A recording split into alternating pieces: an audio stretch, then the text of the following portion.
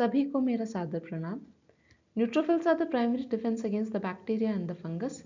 Hence, managing children with neutropenia is of paramount importance and is always a challenge. So, in this video, I shall be discussing guidelines on management of febrile neutropenia in children, which is a medical emergency condition.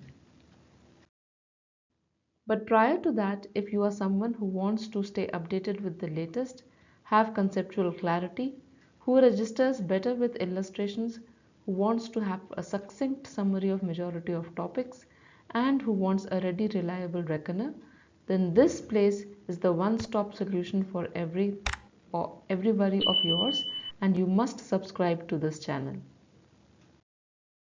In simple parlance, we may understand febrile neutropenia as the occurrence of fever during a neutropenic episode. Fever is defined as a single oral temperature of more than 38.3 degrees centigrade, which equates to 101 degree Fahrenheit, or a temperature of more than 38 degrees centigrade, that is 100.4 degree Fahrenheit, sustained over a 1 hour period. The definition given by Infectious Diseases Society of America.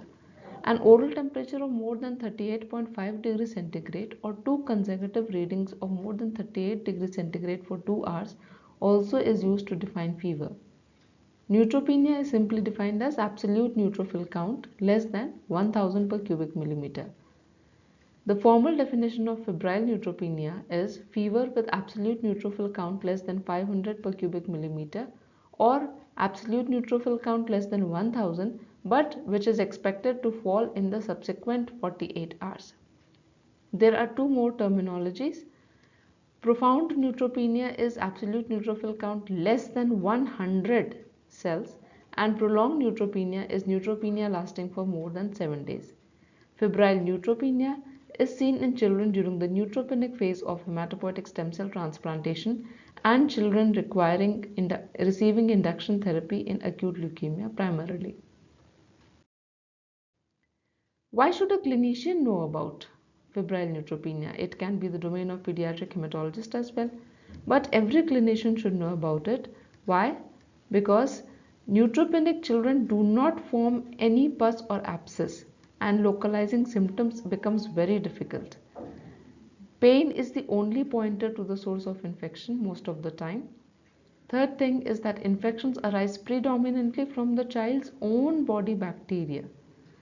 And fourth point is that the use of rectal temperature is to be avoided in children with neutropenic fever, because even the use of rectal temperature, the rectal thermometer, can be a source of sepsis to them. Hence, prompt initiation of broad spectrum empirical antibiotics is a life-saving measure in these children, as it can have devastating complications.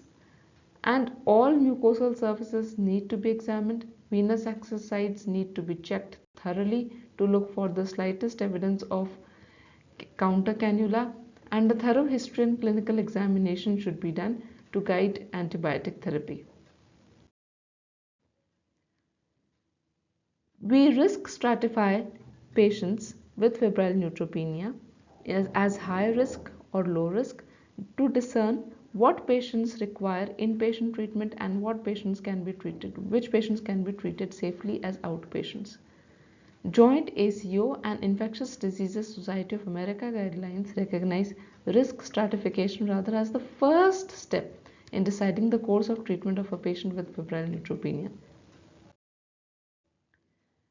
To assess the risk, we risk stratify patients with febrile neutropenia into low risk and high risk. If the duration of neutropenia is less than 10 days, it is low risk, and if it is more than 10 days, it is high risk. If the depth of neutropenia is ANC more than 500, it is low risk, less than 500 is high risk. If the underlying diagnosis is solid tumor, the patient is at low risk, or if the patient has been diagnosed as a case of acute leukemia on induction therapy, or is a patient with B-cell NHL, then this febrile neutropenia is high risk. If the patient is on conventional chemotherapy, he is low risk. If he has received hematopoietic stem cell transplantation, he is at high risk. If the patient is newly diagnosed other than acute leukemia or B-cell NHL, then he is at low risk. If the patient is a relapsed refractory malignancy or the malignancy has infiltrated into the bone marrow, that is advanced stage malignancy, then also the patient is at high risk. If there are no associated features, the patient is at low risk. But if there are complications like hypotension, hypoxia, altered sensorium, respiratory distress, mucositis, abdominal symptoms, then the patient with febrile neutropenia is at high risk. So the most common cause is bloodstream infections in the majority of the patients, which is seen up to the tune of 20% of these patients. But febrile neutropenia may also occur as a part of the underlying diseases for a number of other causes, for example, viral infections, fungal infections, drug reactions, or even transfusion reactions. In Western countries and centers which use fluoroquinolones as prophylaxis, there has been a shift towards increase in infection with gram-positive organisms. This is in comparison to the developing countries where gram-negative bacteria are more common. And recently there has been an increase in the trend of infection by resistant organisms, for example, extended spectrum producing beta-lactamases, extended spectrum beta-lactamase producing gram-negative bacteria, carbapenemase resistant Enterobacteriaceae, vancomycin resistant Enterococci, and methicillin resistant Staph aureus.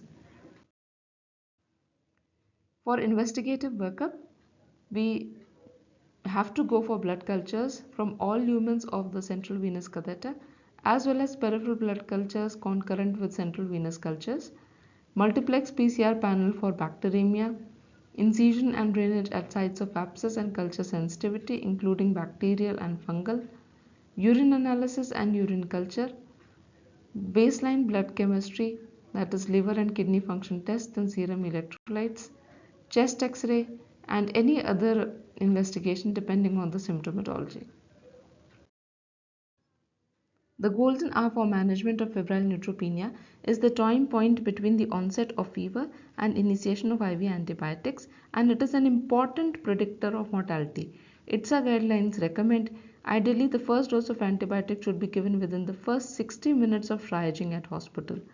Rather, the term of door to needle time, which is spoken of in the management of stroke in adults, is significant here as well. That is the time from the arrival of the patient to the hospital to the administration of the antibiotic. This is the management flowchart which has been given in the IAP Standard Treatment Guidelines 2022, and here you will see the golden hour is within 60 minutes from the onset of fever. You must start empirical first line antibiotics even when the reports are pending. Risk stratify into high and low risk. High risk patient should be admitted inpatient, and the escalation of treatment I will discuss further. The low risk patients can receive treatment on daycare basis or an outpatient basis. The initial antibiotic of choice will be a broad spectrum antibiotic with an anti-pseudomonal cover. This is the most important thing. An anti-pseudomonal cover has to be started upfront in patients with febrile neutropenia. The choices can be Bracillin tazobactam 100 mg per kg per dose IV 8 hourly, cefepime plus minus tazobactam 50 mg per kg per dose IV 12 hourly, and carbapenem, for example meropenem 40 mg per kg per dose IV 8 hourly, or carbapenem. Some people consider adding carbapenem later on. Add vancomycin at a dose of 15 to 20 mg per kg per dose TDS IV if the patient is clinically unstable, that is having hypotension and or shock, in patients with skin and soft tissue infection, clinically suspected central line infection, in centers with high prevalence of MRSA, or in patients with hospital acquired pneumonia. This is again mentioned by the IAP STG 2022. So you must review the therapy at 48 hours. If the patient is afebrile and absolute neutrophil count is more than 200, you classify the patient as in low risk category or in high risk category. In low risk category, if the patient is on oral antibiotics, then continue therapy and consider early discharge. If however the patient is on IV antibiotics, continue therapy and consider oral antibiotics on discharge. In patients with high risk, if the pathogen is not identified, discontinue aminoglycoside and continue the remaining IV therapy. If the pathogen, however, is identified, you must continue the specific antibiotic therapy depending on the culture sensitivity reports. However, if at the end of 48 hours pyrexia continues, then in that case, if the patient is stable, you must continue the same therapy. However, if the patient is deteriorating or is unstable, you must consider expert advice from the infectious disease physician or clinical microbiologist.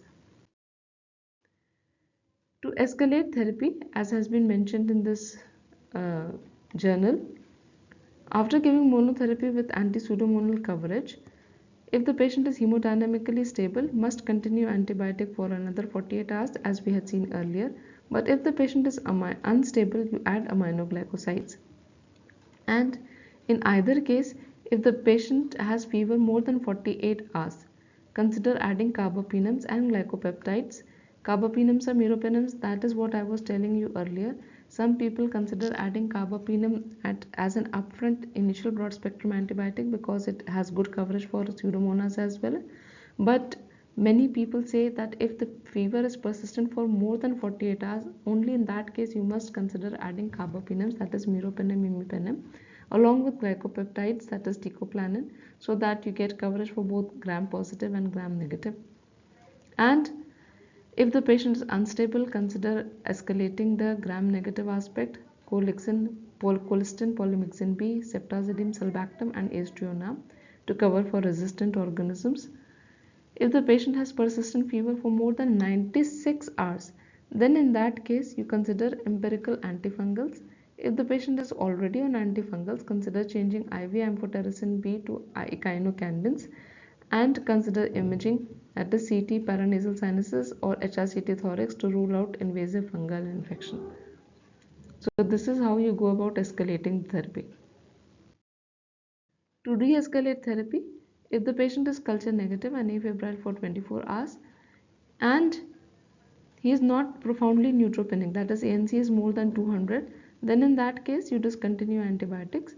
But if he is expected to be severely neutropenic for the next few days, you must de-escalate antibiotics, preferably to cephalosporin, but continue IV antibiotics. However, if the patient is culture positive, we must repeat culture after 48 hours, and if the repeat culture also is negative, you must complete a course of 7 days for antibiotics from the first day of negative culture report. In children with ongoing fever, investigations recommended include complete blood count, which should be repeated every 2 to 3 days to monitor neutropenia, blood cultures after 2 to 3 days to repeat with any change of antibiotics, inflammatory markers every 2 to 3 days for prognostication, liver functions, serum electrolytes, and renal functions every 1 to 2 weeks to look for nephrotoxicity, and directed radiological evaluation in the form of chest radiograph, sonography, or chest CT. Preemptive granulocyte infusion during the neutropenic phase and the dose of the granulocytes infused, especially if it is from an HLA matched donor, has a significant impact on the overall outcome and should be considered. A word about invasive fungal infections and febrile neutropenia. Even though bacterial infections predominate the febrile neutropenic episodes, an increase in the number of invasive fungal infections is the real worry. So invasive aspergillus and candidemia are the most common fungal infections encountered in these patients. The common predisposing factors include prolonged use of steroids, prolonged neutropenia, previous prolonged exposure to antibiotics, relapsed malignancies, and hematopoietic stem cell transplantation. And the common conditions in which the patients are at high risk of invasive fungal infections include ALL, AML, relapsed leukemia, undergoing HSCT, anticipated prolonged neutropenia that is more than equal to 7 days, and those on high dose corticosteroids. As we had already seen in patients with COVID who had received high dose steroids, they suffered from fungal infections. Pleuritic chest pain in a patient receiving steroids mandates CT chest and fungal workup. Persistent sinusitis or discoloration in nasal mucosa in profound prolonged neutropenia warrants CT-PNS and nasal endoscopy for suspicion of mucormycosis. Serum assay of galactomannan, beta-D-glucan, and fungal polymerase chain reaction assay are not routinely required in patients with febrile neutropenia, but they should be started on empirical antifungal therapy in case fever persists beyond 96 hours. And the options for antifungals include liposomal amphotericin B 3 to 5 mg per kg per day, caspofungin 70 mg per meter square on day 1 and subsequently 50 mg per meter square per day daily, plain amphotericin B 1 to 1.5 mg per kg per day, which can be used if there is limited access to liposomal amphotericin B or caspofungin. Empirical antifungals, that is in the absence of any proven or positive fungal culture, should be stopped after resolution of fever, provided there is no feature suggestive of invasive fungal disease.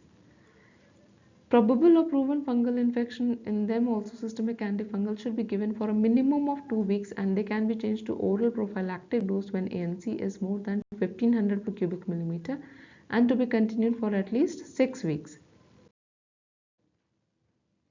Transfusion support for all children with ongoing fever and hemoglobin less than 8 gram per deciliter and platelets less than 20,000 per cubic millimeter. Pain relief with opioids for mucositis colitis, evolving abscess and fissures. Morphine should be used and titrated starting at a dose of 1 mg per kg per day. Nutritional support and barrier nursing, hand hygiene and strict asepsis should be ensured. Outpatient management with oral fluoroquinolones and or amoxiclav should be started after an initial dose of IV antibiotics. So this is very important.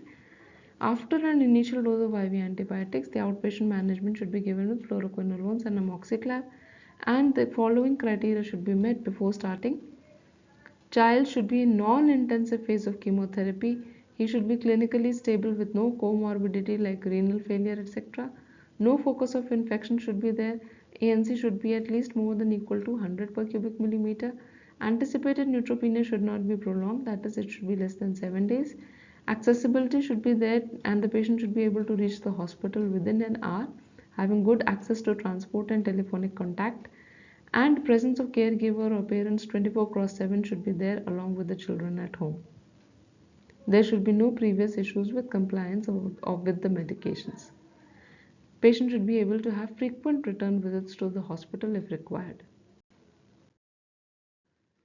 In case of febrile neutropenia, prognosis is worst in patients with proven bacteremia with mortality rates as high as 18% in gram-negative and 5% in gram-positive bacteremia. Presence of focal site of presumed infection, for example pneumonia, abscess, cellulitis, also makes the outcome very worse. The risk factors for unfavorable outcome include an absolute phagocyte count, that is, phagocyte count is absolute neutrophil count plus absolute monocyte count. So absolute neutrophil plus monocyte count less than 100 per cubic millimeter makes the patient at high risk for an unfavorable outcome. Documented infection in the past 6 months, presence of a significant focus of infection, a peak temperature of more than 39 degrees centigrade, and fever lasting for more than 5 days during the episode of fever and neutropenia. Other negative risk factors include previous history of febrile neutropenia and time from last chemotherapy of less than equal to 7 days, and the placement of a central venous catheter, both elicited on the basis of clinical history. Laboratory findings including neutropenia severity and duration prolonged more than 7 days, severity less than 100 per cubic millimeter, absolute monocyte count also less than 100 per cubic millimeter, hemoglobin less than 7 gram per deciliter, platelet less than 20,000 per cubic millimeter, albumin less than 2.5 gram per deciliter, CRP more than 90 milligram per liter, serum lactate more than 3 millimole per liter, and serum bicarbonate less than 17 millimole per liter. Clinically, if the patient is malnourished, has fever more than 39 degrees centigrade, has hypotension, tachycardia or tachypnea, then also he is at high risk of negative outcome. And if he is suffering from hematological malignancies or has undergone hematopoietic stem cell transplantation, he is obviously at high risk for negative outcome. To summarize, therefore, febrile neutropenia is fever with neutropenia, fever with ANC less than 500 cells per cubic millimeter or less than 1000 but expected to fall in the next 48 hours. Neutropenic children are generally unable to localize symptoms except for pain. Risk assessment and stratification is done to decide treatment and prognosis. The most common cause of febrile neutropenia is bloodstream infections. There is an increasing trend towards infection by drug-resistant organisms like ESBL, CRE, VRE, and MRSA. Extensive investigative workup including both bacteriology and mycology is required. Prognosis is worst in patients with proven bacteremia, with mortality rates of 18% in gram-negative and 5% in gram-positive bacteria. Treatment summary includes time to administration of the first dose of antibiotic is the most important and is referred to as golden hour. Must begin therapy with broad-spectrum antibiotic with anti-pseudomonal coverage. This is the most important take-home message. Add ceftazidime colistin ACE to your NAM if the patient is unstable. Upgrade to adding carbapenems and glycopeptides, that is teicoplanin, if the fever is more than 48 hours. Consider adding antifungals if fever is more than 96 hours. And CTPNS or HRCT storage should be done to rule out invasive fungal infections. De-escalate antibiotics if all three are there, that is the patient is febrile for more than 48 hours. He is culture negative and ANC is at least more than 200 per cubic millimeter. Supportive therapy in the form of blood products transfusion, granulocyte colony stimulating factor, analgesics, nutritional support, and strict asepsis should be maintained. If you liked this video, give it a thumbs up. Write your experience of managing such patients in the comment section below. Subscribe to the channel and do share the video with those willing to. Thank you. Thanks a lot. Pranam.